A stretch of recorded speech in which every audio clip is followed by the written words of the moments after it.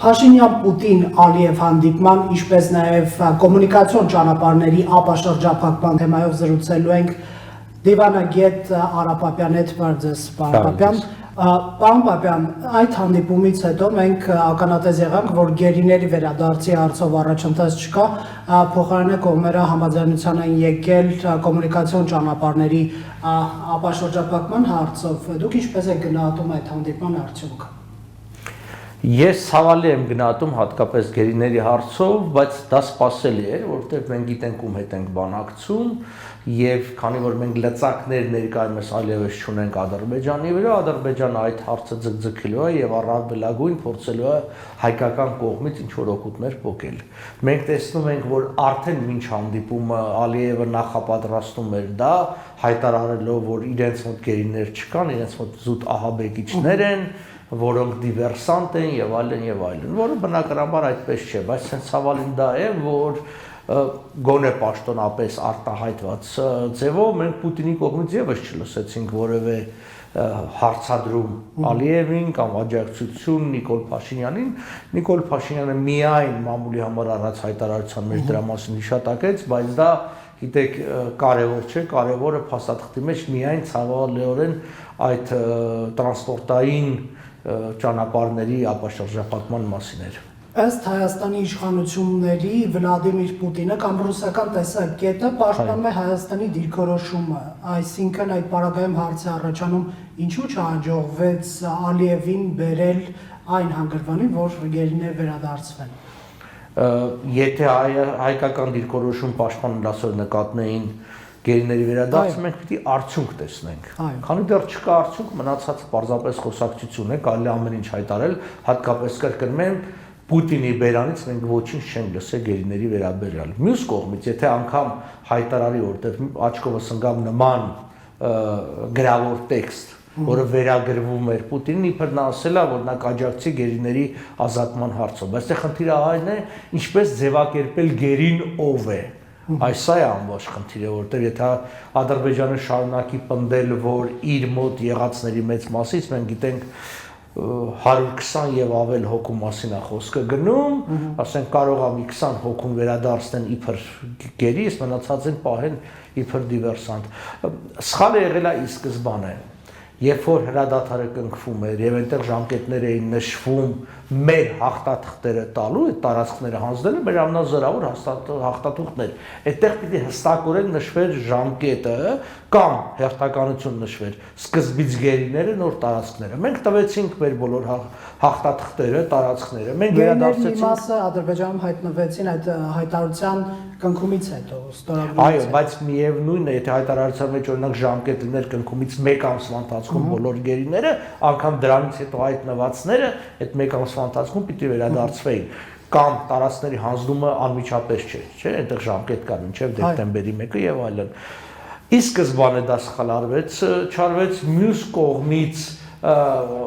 ես կարծում եմ Ռուսաստանը, ինչքան էլ մենք փորձենք վերագրել, որ նա մեր կողմից հանդես գալի, ինքը առանձնապես լծակել չունի Ադրբեջանի վրա, եթե ցանկանա, նա ամեն դեպքում պիտի փորձի հայկական հաշվին ինչ որ ձևով զիջումներ անելով եւ այլն։ Ամեն դեպքում քաղաքական հեղինակությունը որպես գերեզոր պետության բավարար չէ Ալիևի առաջ այդ հարցը վերջնական տեսքով դնելու։ Եթե շատ ուզենա, բավարար է, բայց ինչի պիտի շատ ուզենա Պուտինը, ասենք ինչի համար պիտի իր վարկը օգտագործի ինչ որ հայերի համար, Դե դաշնակցային հարաբերությունները։ Դե մենք արդեն համոզվեցինք, որ այդ հարաբերությունը այդքան էլ դաշնակցային չեն։ Եկեք հասկանանք մի կարևոր անգամանք։ Գերիները դա Հայաստանի վիճակը ապակայունացնելու գործոններից մեկն է, դրանց արկայությունը։ Հետևաբար Ռուսաստանը բնավ շահագրգռված չի, որ գերիներ չլինեն, ընդհակառակը, ինչքան շատ գերի լինի եւ ինչքան երկար մնա, այնքան վիճակը ապակայուն, այնքան Նիկոլ Փաշինյանի դիրքերը թույլ, այնքան Նիկոլ Փաշինյանի կորզումները շատ։ Այդ տրամաբանությունն է գործում։ Այսինքն ձեր մեկնաբանմամբ Ռուսաստանի ձեռնտու է Հայաստանում ապակայուն է իրադրությունը։ Իհարկե, մենք այս ինչ որ տեսել ենք, այս քանի ամիս այդ ենք տեսել, այսինքն ամիս չէ, արդեն 2 տարի ինչ։ Բայց Պուտինը սատարող խոսքեր էր ասում Փաշինյանին, այսինքն այստեղ հակասություն չկա։ Ոչ, հակասություն չկա, բնական է, որ երկրի ղեկավարը ինչ պիտի ասել, բայց երբ որ մենք նայում ենք, թե իրենց ամբողջ քարոզությունը ինչպես է ընթանում, տեսնում ենք քաղաքական քայլերը ինչպես է ընթանում, ասել են սատարողը որն է, ինքը ասել է, որ բան է, խիզախ ինչ որ քայլեր եւ այլն։ Ես ուզում եմ հիշեցնել, երբ որ Սերժ Սարգսյանը Ցյուրիխի արձանագրությունը ստորագրեց, Էլի արևմուտքն էր այս անգամ որ Սերժ Սարգսյանն անվանում խիզախ կալ։ Այդ խիզախությունը նշանակում է դու դեմ ես գնում քո հասարակական կարծիքին, բայց ոչ միշտ դա ճիշտ դեմ գնալը, կարևորը արդյունքն է։ Այնպես որ ես չեմ կարծում, որ խորքի մեջ, էության մեջ եւ իսկապես Ռուսաստանի ղեկավարությունն աջակցում է Հայաստանի ղեկավարությանը։ Դա մենք պիտի դատենք քայլերից, քայլերը նման բան թույլ չեն տալիս։ Եկեք հասկանանք, թե Ադրբեջանը ինչ է ուզում ի վերջո գերիներին այնտեղ պայելով նրանց դիվերսանտ անվանելով, այսինքն իրական հողի վրա ինչ կա, որ Ադրբեջան կարող է ստանալ կամ զիջման տեսքով ակնկալել Հայաստանից։ Թվում է ամեն ինչ տվել եք։ Չէ, նախ ինքը մտածում եմ, որ օրինակի համար կարող է այդ գերիների մի մասին պարզապես վերավաճառեն երրորդ երկրներին, որպես ցավալի ասել, որպես դոնորներ տարբեր օրգանների։ Մենք գիտենք հսկայական սև շուկա կա, հիշեք Հարավսլավիայի հակամարտությունը, հազարավոր նման դեպքեր։ Ադրբեջանը կարող է այդպես։ Ադրբեջանը կարող է անել։ Մենք չգիտենք անհետ կորած անձանց ինչ չբերի։ Այո, եւ դա հավերժորեն անհետ էլ կմնան, որը մեկը չի իմանա, նրանք գերի էին արդյոք, թե նրանք սպանվել էին, թե դրանք հետո սպանվեցին, մեկ։ Մյուսը նա կարող է հենց Ռուսաստանի համար զիջումներ Ռուսաստանից փոխի նրա միջոցով, այսինքն ասելով որ տեսեք, հարգելով Պուտինի կամ Ռուսաստանի խոսքը, սա արեցինք Ռուսաստանից կորզի, միայն Հայաստանը չի, հայկական կողմը ընդհանրապես չի, եւ երրորդն է պարզապես վատություն անել։ Հիմա ինչ է շահում, այսինքն ինչ է շահում ադրբեջանցի զինվորականը, երբ որ քնած հայ սպային կացնահարում է եւ կտոր անում, կամ ինչ են շահում, երբ որ հիմա վկայություններ կա խաղաղ բնակչին կանանց, ասեն գլխատում են եւ գլուխը դնում ոտերի արանքը։ Ազգայնական զգացմունքներ։ Դա պարզապես վայրենի բարբարոս զգացմունք է, հնարավորին չափ վատություն անել, չգիտեմ, ցավ պատճառել եւ այլն, որտեւ եթե մենք ռազմական տեսանկյունից միանայինք, այսինքն շահի օգուտի տեսանկյունից շատ գործողություններ խաղաղ բնակչության դեմ եւ այլն անիմաստ էին, բայց դրանով իրանք ցավ են պատճառում, ինչքան հայերի համար վատ, այնքան թուրքերի համար լավ գործոնն է այստեղ։ Գերիների վերադարձը որ պարագայում տեղի կունենա։ Երբ որ համաշխարհային ճնշումը այլ երկրների եւս ուժեղ կլինի, երբ որ մենք կարողանանք ինչ որ լծակներ ունենանք Ադրբեջանի վրա, ես չգիտեմ այդ լծակները ինչպես պիտի լինի, բայց ինչ որ մի բան կարելի է ունենալ օրինակի համար, երբ որ Հայաստանը պաշտոնապես կհայտարարի, որ որևէ քննարկում այս ճանապարհների բացման, վերաբացման միջոցների չի լինի, որևէ քայլ չի լինի, քանի դեռ գերիները չեն վերադարձել։ Բայց այդ հարցը կարծես շրջանցեցին, այսինքն այդ հանդիպման ժամանակ պետք է։ Իհարկե պետք է հանդիպման ժամանակ առաջին հարցը պիտի ինքը բարձրացնել Նիկոլ Փաշինյանը եւ ասել հաշվի առնել, որ սա 8-րդ կետն է, մենք եկանք 8-ը վերջացնենք, նոր ասենք 9-րդ կետին եւ վաղուց պիտի լիներ, որովհետեւ ես հատուկ մի անգամ եւս նայեցի մի շատ միջազգային կոնվենցիաներ, ռազմագերիների եւ այլն, այնտեղ հստակ է, որ պատերազմի ավարտից հետո կամ ռազմական գործունեության ավարտից հետո անկախ եթե մինչև իսկ չլներ նման որևէ պայմանավորվածություն գերիների վերադարձի եւ այլն, նրանք պիտի վերադարձվեն եւ պիտի վերաբարձվեն անհապաղ եւ անվերապահորեն, այսինքն որևէ նախապայման չպիտի դրվի։ Պատերազմն ավարտեց, կնքվեց զինադադար, վերջացավ։ Ով ինչ գերի ունի, պիտի վերադարձնեն, այդտեղ նախապայման դնել, ճանապարհներ, ոչ ճանապարհներ, չգիտեմ, ժամանակներ չկա եւ անհապաղ, իհարկե չի ստակեցնում միջազգային իրավունքն ինչա, բայց կարող եմ վստահեցնել, որ անհապաղը գոնե այլ նախադեպերին, երբ որ մենք նայում ենք, խոսքը կարող է գնա 2-3 ամսվա մասին։ Հիմա արդեն ըստ էության այդքան ժամանակ համարյա անցել է։ Առավել քաղաքական հարցի անդրադառնանք, Հայաստանում այդ փողոցային պայքարը, որ 16 կամ 17 ուժերն էին տանում, այս պահին դադարեցված է, չենք տեսնում նրանց այդ պայքարը։ Դուք ասացիք, որ Ռուսաստանի ձեռնտու է ապակայունացումը, Հայաստանում բայց մյուս կողմից էլ կա այն տեսակետ, պարոն Պապյան, որ նույն Ռուսաստանը եւ ինչու ոչ Ադրբեջանի ձեռնտու է, որ այսօրվա իշխանությունը շարունակի պաշտոնավարել, որովհետեւ լավ-վատ նրա հետ լեզու կարողանում են գտնել, նույն այդ տարածքների վերադարձը տեղի ունեցավ եւ այլ հարցեր, ինչ կարող եք ասել այս մասին։ Միանգամայն ճիշտ է, դեռնատու է, որ ներկայ իշխանությունը շարունակի պաշտոնավարել, դրա համար շարունակում է պաշտոնավարել։ Դրա համար է 17-ը եւ մյուսները ճնշում են, բայց այնքան են ճնշում, որ վիճակը լինի ապակայուն, բայց հանկարծ իշխանությունը չփոխվի եւ չընկնի։ Սա շատ նուրբ խաղ է, այն մի կարտագերգական ֆիլմ կար, որ իբր հարսին փախցնում են հետևից գնացում է կամած վազեք, հանգարց չհասնեք։ Հիմա կամած ճնշեք, հանկարծ չգցեք։ Սա է իրականությունը, այսինքն մի կողմից ճնշումը թույլատնում է Նիկոլ Փաշինյանի դիրքերը եւ նրան դառնում է ավելի փափուկ բանակցային գործը, մյուս կողմից չեն գցում պահում են այնքան, քանի դեռ ամբողջ։ Այն պահին, երբ որ Մոսկվան համարեց, որ վերջացավ, ինքը քամել է Նիկոլ Փաշինյանից արդեն ամեն ինչ, այլևս որևէ ակնկալիք չունի եւ ավելի լավ է, որ ուրիշները կան, հաստատ այդ հնարավորությունը կունենա, մեկ էլ մենք կտեսնենք, որ կհայտնվեն նոր փաստեր, Նիկոլ Փաշինյանի իշխանության տարբեր կոռուպցիոն փաստեր մեջտեղ կգան, կբացահայտվեն տարբեր առաջարկներ Ռուսաստանի կողմից, որ մերժվել են արևմուտքի կողմից, այդ ինֆորմացիան դաշտեք կա եւ նաեւ մենք կտեսնենք, որ քարոզությունը միանգամից կակտիվանա։ Մյուս կողմից, երբ տեսնում ենք այդ 17 ուժերի ղեկավարի Վազգեն Մանուկյանի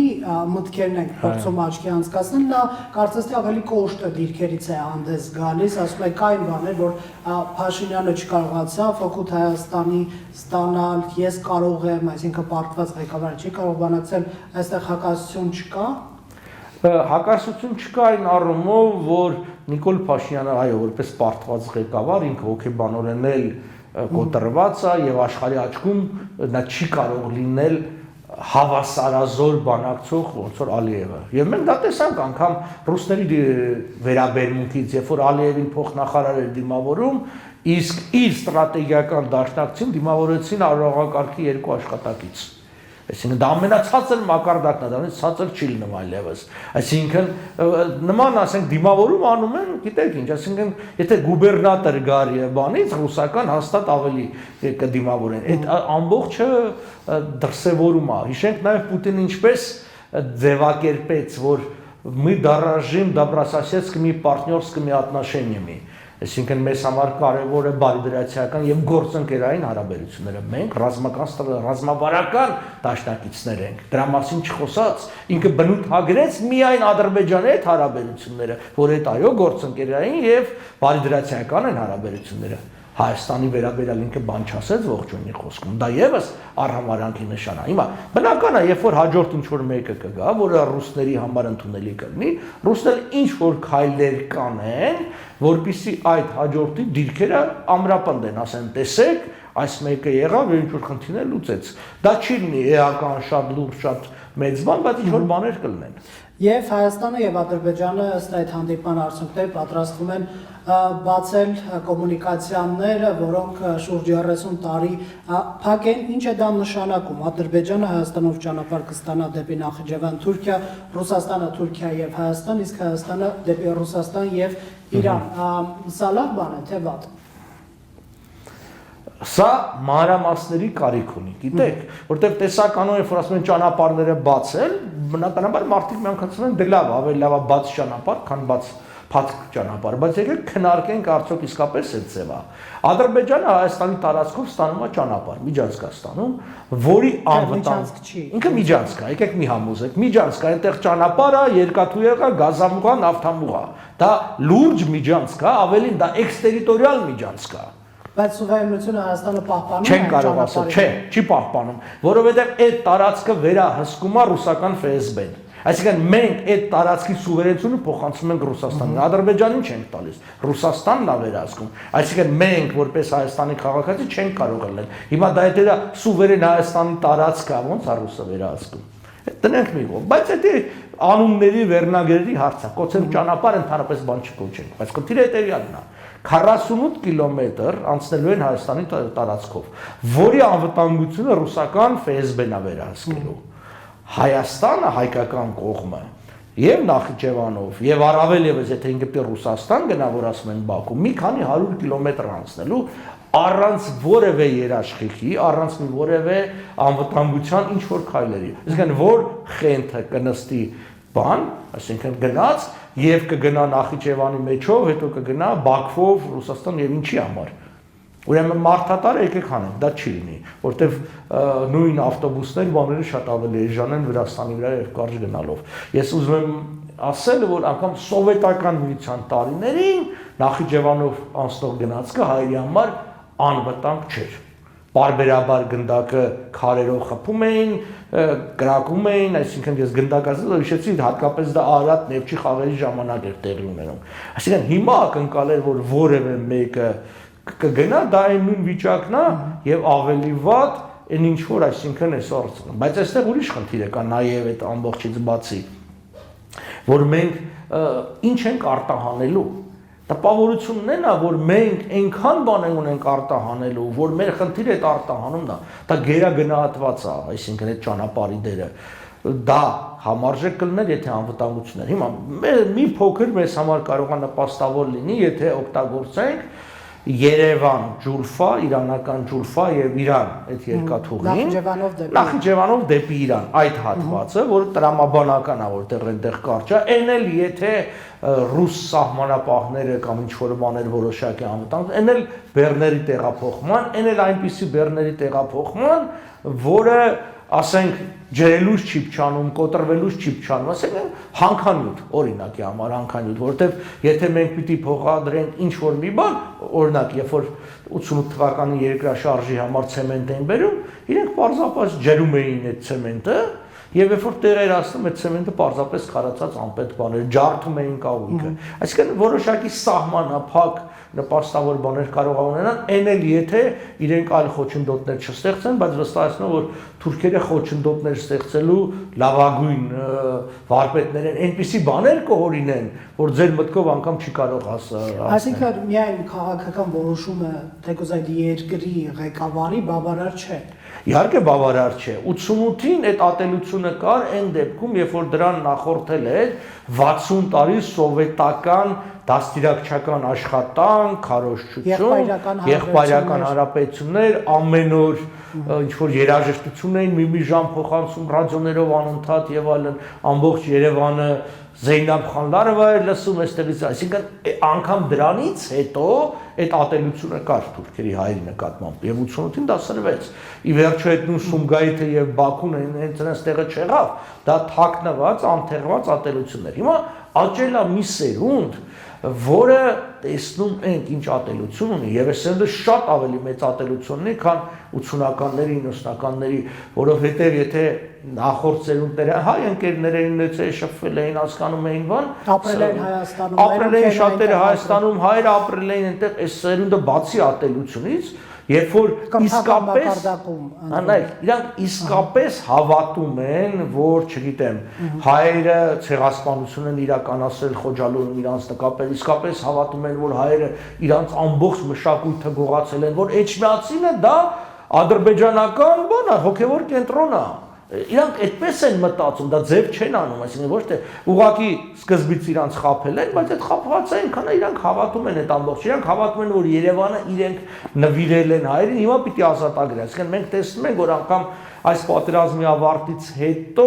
ռազմական ծախսերը չեն կրճատվում, այլ մեծանում են եւ հարձակողական զենքերը եւ իրենք սանով ողջորվել են։ Այնպես որ քանի դեռ հասարակության ներսում խորքի մեջ հաշտության ցանկություն չկա, իսկ թուրքերի մոտ հաստատ դա չկա, ապա խաղաղությունը կարող լինի զուտ ձևական։ Պարոն Պապյան, արդյոք նախ ինչպես է ապաշրջափակումը կփոխի տարածաշրջանի քաղաքական դեմքը եւ իրողությունները, արդյոք արդարացված են այնպիսի սպասումներ, որ օրինակ ռազմական հնարավոր բախումները այս տարածաշրջանից այդպիսի հավանականությունը ընդհանրապես կվերանա։ Ինչի համար։ Եթե ապաշրջափակումը լինի, տնտեսական 88 թվականին, չէ, ես լսեցի որոշ երիտասարդ պատգամավորներ, որոնք ոչինչ չգիտեն, խոսում են։ Ուրեմն ասեմ ձեզ, առաջին համաշխարհային պատերազմից առաջ Եվրոպան շատ ավելի տնտեսապես ինտեգրված էր, քան դրա հաջորդ տարի 16-ից եղավ առաջին համաշխարհայինը։ Երկրորդ համաշխարհային պատերազմի ժամանակ ՍՍՄ եւ Գերմանիան այնքան են ինտեգրացված, երբ որ 41-ին պատերազմը սկսեց, ապա այդ նույն սովետական նավերն ու գնացքները մնացին Գերմանիայում, որտեղ հսկայական առևտուրն էին, հարաբերություններն էին, եղբայրական 88 թվին, երբ որ այս հակամարտությունը սկսեց, մենք այնքան էինք ինտեգրացված Ադրբեջանի հետ, որ աշխարհում որևէ այլ երկրի հետ կամ հանրապետության, անգամ Վրաստանի հետ կան ինտեգրացում չունեինք, որտեղ հիմնական բեռները, բեռնափոխադրումները Ադրբեջանի տարածքով էր գնում, մարդատարերը Վրաստանի, այսինքն բայց դա էլի չխանգարեց։ Աշխարհում երբեք տնտեսական համագործակցությունը չի կանխել պատերազմները։ Պատերազմները առևտուր չեն, պատերազմները այլ, ինչ ասեմ, գործոններով են որոշվում։ Նայեք այսօր ինչա տեղի ունենում Միջին Արևելքում։ Այսինքն այսօր երբ որ Գազայից գնդակոծում կամ հրետակոծում են Իսրայելը, ինչա ինտեգրացում չկա, այդ ժողովրդի կեսը գնում է Իսրայելը աշխատում գալիս, կամ մյուս, այսինքն այդ բաները, կամ արաբական երկրները, որ իրար դեմ կռվում են, այսինքն Սաուդյան Արաբիան եւ Եմենը, չկա երբևէ ոչ տնտեսական ինտեգրացումը, ոչ տնտեսական շահը չի կանխել պատերազմը։ Դա պսևդո արևմտյան ինչ որ մի տեսակ է դա, այսպես ձախ ծայրահեղ լիբերալների կողմից ասած, որը պատմական որևէ փաստով եւ ոչ էլ ներկա քաղաքականությամբ չի հիմնավորվում։ Ռուսաստանը այս տարածաշրջանում ունի մեծ ազդեցություն եւ անգամ Վլադիմիր Պուտինի այն խոսքը, որ հակամարտությունը հետևում է արդեն անցյալում է, իդեպ դրա հետ համաձայն է նաև Ալիևը, դա էլ չի նշանակում, որ այդ տակառը այրվող այստեղից, այս տարածաշրջանից վերացել է կամ վերանալու է, այսինքն միտումը ապագային ուղղված հայացք այդ կողմից, ինչպիսին է ձեզ թվում։ Նախ որ Ռուսաստան ասեցիք, ասեմ նաև հիշեք Ռուսաստան-Ուկրաինա ինտեգրացումը, որը երևի աշխարհի ամենաբարձր ինտեգրացումները, բայց այսօր այդ պատերազմը կա։ Հիմա, չէ, ես չեմ ընդունում, որ հակամարտությունը արդեն անցած է եւ այլն, որտեղ իրանք պարզապես ջախջախել են Հայաստանը, ցանկի են բերել եւ պարտադրում են ինչ որ ուզում են։ Այսինքն կողմերից մեկը ոչինչով բարաբարարված չի, դա հայկական կողմն է։ Սա հարցի լուծում չի։ Հարցի լուծում չի նաև այն առումով, որ փորձ է արվում համանախագահ երկու հիմնական ուժերին, Ֆրանսիային եւ Միացյալ Նահանգներին, այս կոնֆլիկտի լուծումից դուրս տնել եւ ամբողջ այս միահեծան նրանք էլ չեն լռելու։ Մյուս կողմից տեղի ունենում Ռուսաստանի եւ Թուրքիայի ավելի սերտացում եւ տնտեսական առումով եւ քաղաքական առումով այդ երկաթուղին, հիմա իրենք ճիշտ է դեռ այսպես չունեն ուղիղ կապ, բայց արդեն ծրագրում են եւ վաղուց են ծրագրում կառուցելու Ջուլֆա Իգդիր Կարս երկաթուղին եւ այդ ծեր, բայց ամեն դեպքում իրանք կարող են նաեւ օգտագործել դրա համար Ջուլֆայից մտնեն Հայաստան եւ Գյումրիով Դուրզան Կարս, մինչեւ դրա զուգահեռը կկառուցեն եւ դա կարան օգտագործեն զուտեն առումով, որ մեր հայկական երկաթուղի չկա, դա ռուսական երկաթուղ է, գիտեք, որ կոնսենսիոն կառավարման է տրված, այնպես որ այդ խնդիր չի, մեկ միասնական դաշտում։ Չէ, սա պարզապես փուլերից մեկն էր, ավելին ասեմ, ես որ ասում եմ հայկական կողմը գող չի, ադրբեջանական ու թուրքական կողմն էլ գող չեն։ Իրենք էլ փորձելու են չեն բավարարվելու, ասենք հաջորդ Զանգեզուրն ալնելու, Երևանն ալնելու, Գյոկչան ալնելու, ինչպես իրենք մարդիկ ասում են, երբ որ ես հենց այստեղ ձեզ մոտ ասում էի, որ պետք է լուրջ մոտենալ, դա ներքին սպառման համար չէ, հիմա ներքին սպառման համար չէ։ Իրանք մարսում են, այսինքն տեսել եք վիշապը, երբ որ կուլա տալիս մի կենթանում, այսինքն կամ անակոնդան, չէ, ինքը մի շրջան հանգիստ պարկում, մինչև կմարսի, կվերջացնի, հետո անցնում է եղետ։ Հիմա իրանք կուլ են տվել Արցախը։ Հիմա դե Արցախը մարսեն, մարսման գործընթացն է, եւ մենք տեսնում ենք այս գրակոծներով, որ բնակչության անհանգստացնել, անընդհատ խոչընդոտներ ստեղծելով եւ այլն, կհաջողվի մինչեւ վերջ մարսել, եթե հաջողվի, հուսանք որ ոչ, այդ դեպքում իրանք կասնեն Զանգեզուրին մարսելուն։ Զրույցի ավարտին Թուրքիա, պարոն Պապյան, 2008-ից սկսած, երբ Սերժ Սարգսյան եկավ իշխանության, այն ժամանակ ֆուտբոլային դիվանագիտությունը գործի դրվեց արձանագրություններ ստորագրվեցին, բայց Թուրքիան ըստ էության վիճեցրեց process-ը, սահմանի բացում տեղի չունեցավ։ Այդ պահին պետք է սպասել առաջիկայում, թե ոչ, եւ Թուրքիան ունի նախապայմաններ առաջադրելու հայկական կողմին, որոնք մեզ համար կարևոր են, որպեսզի դրանցից հրաժարվենք հանուն բաց սահմանի։ Ուրեմն Թուրքիան մշտապես 3 նախապայման առաջադրել եւ շարունակում է մնալ հավատարիմ իր այդ նախապայմաններին։ Առաջինը հրաժարում ցեղասպանության հարցի արծարծումից, ես չգիտեմ ինչքանով է պատրաստ հայ ժողովուրդը հրաժարվելու դրանից եւ կարող է արդյոք, որովհետեւ եթե մինչեւ Հայաստանի պետությունը ոչինչ չանի եւ հրաժարվի, բավական է, այսինքն Սփյուռքի մի համայնքում մի միջոցառում 2 հոդված, իրանք կարող են ասել, չէ դուք խախտում եք այդ կետը, հետեւաբար մենք նորից սահմանները փակում ենք։ Երկրորդը հրաժարում տարածքային որևէ պահանջների ձև սահմանի ճանաչում, որը էլի շատ բարդ իրավիճակ է, թե անգամ որևէ իշխանություն գնա դրան, նորից եմ կրկնում, դա միայն մեզանով պայմանավորված չի։ Եվ երրորդը դա Արցախի հարցի, այսպես ասած, ադրբեջանական լուծումներ, ենթադրենք ինչ որ ձևով լուծվել է։ Կարծես թե բավարարված է, էլ ոչ լրիվ։ Հիմա էլ այս բանով, բայց հարցը հետեւյալն է։ Այս սահմանները բացում ենք, ինչ անենք։ Այդ որ անդադացում են բացում։ Այս մարդիկ ովքեր ասում են, հիշում եմ ասում են, մենք կօգտագործենք բաները, թուրքական նավահանգիստները։ Դեպի Եվրոպա ճանապարհ կբացվի։ Որտեղով։ Թուրքիայի տարածքում։ Երկաթուղով, ճանապարհով։ Բոլոր հաշվարկները ցույց են տալիս, որ ավտոմոբիլային փոխադրումը Թուրքիայի տարածքով շատ թանկ է նստելու, ավելի թանկ, քան մինչև Բաթում կամ Փոթի եւ նավով։ Նավը ամենաէժանն է, սա մեկ։ Ուրեմն անիմաստ է։ Թուրքական նավահանգիստներ չեք կարող օգտագործել, որտեղ ամենամոտ նավահանգիստը, որը ունի երկաթուղի, դա Սամսոնի նահանգերն ասում են Տրապեզոնը չունի նավահանգիստ։ 3 անգամ ավելի ճանապարհ հատել գնալ այդտեղ նավին բռնել են այստեղ կարելի է անել։ Սպասարկման վճարները Թուրքիայում շատ ավելի բարձր են, քան Վրաստանում։ Թուրքիան շատ ավելի քաղաքականացված է, քան Վրաստանը։ Այս ամբողջը պիտի հաշվի առնել առանց դրա։ Հետո ամենակարևոր բանը թուրքական շուկա, ասում ենք օգտագործել։ Այս մարդիկ պարզապես չգիտեն։ Երբ որ մենք համաշխարհային առևտրային կազմակերպություն մտանք, մենք որևէ վերապահում չենք արել։ Այսինքն ըստ դրա մենք կարող ենք 0.5 կամ 10% մաքսավճարներ դնել թուրքական ապրանքների վրա։ Թուրքիան ավելի քան 600 անուն ապրանքի վրա վերապահում արել, որոնք մինչև 600% կարա մաքսնել։ Մենք էլ արգելեցինք իրենց ապրանքները 6 ամսով։ Հա, ես չգիտեմ ինչքանով է ճիշտ, ինչքանով է սխալ, որովհետև հիմա արդեն խնդիր կա մեր տնտեսությունը, որովհետև դրա մեջ նաև հումքային ապրանքներ կան, որոնք որտեղ օրինակ մեր ամբողջ տեքստիլը թուրքական հումքի վրա էր եւ այլն։ Հարցը չի։ Հարցն է, որ երբ որ մենք սահմանները բացում ենք, դու պիտի ծախելու բան ունենաս։ Առաջին եւ ծախելու հնարավորություն ունենաս։ Եթե նա քո ապրանքի վրա դնելու է 100-200% մաքս, իսկ դու ընդամենը 10% չես կարող։ Էլ չեմ ասում, որ Թուրքիայում ամեն ինչ ըստ էության ինքնարժեքով դա,